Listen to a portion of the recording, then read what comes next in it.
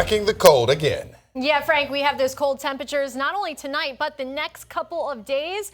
As we move into the weekend, we're getting another shot of it. So let's break it down. Here's a nice way to look at it. So really, there hasn't been much to warm us up, right? We were kind of in that last little warm sliver of air last weekend. But since then, we've had all that snow and ice up to the north of us. Those winds coming down from the north, blowing over the snow and ice, working as nature's air conditioning unit.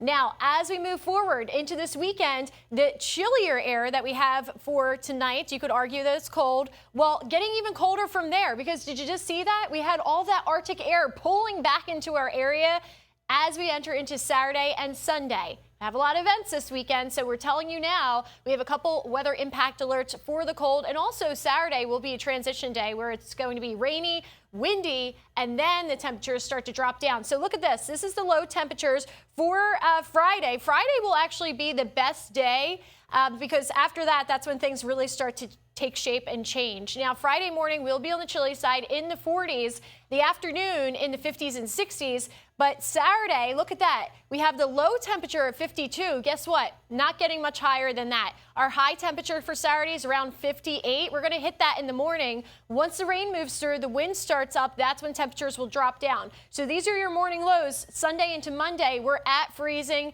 The Nature Coast, of course, you guys will be even colder than that. And then you factor in the wind, and that's where you get that dangerous wind chill. So this cold is really something serious. As we looked at the Winters and Yonkers Bayshore camera, beautiful view.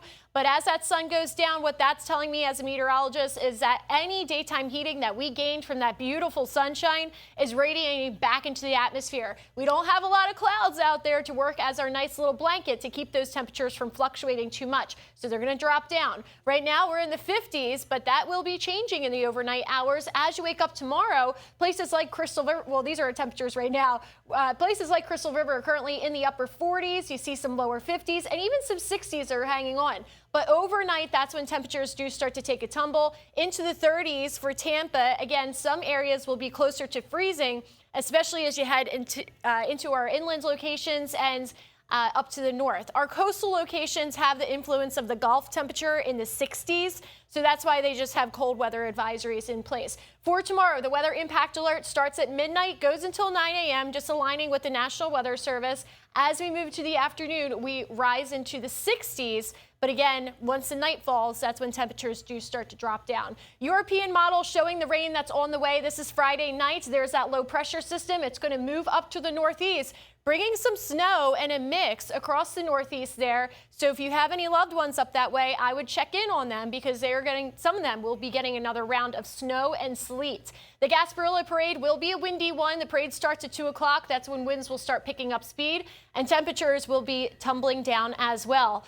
It's a perfect night for hockey. That's the only positive that we can say about this forecast and the cold. It will be perfect weather for a hockey game. And we have one, a pretty important one, coming up on Sunday. The puck drop, it's at 6:30, and it's definitely going to feel icy out there. 7-day forecast here moving into this upcoming weekend. Again, we have a lot of events planned. Please make sure you are dressing appropriately for Gasparilla because, again, this 58-degree temperature, that's deceiving. We're going to have that early in the day with the rain, and then once the wind starts, that's when those temperatures fall throughout the afternoon. We'll be in the lower 50s, then the 40s, and then by Sunday morning, we're back into the 30s.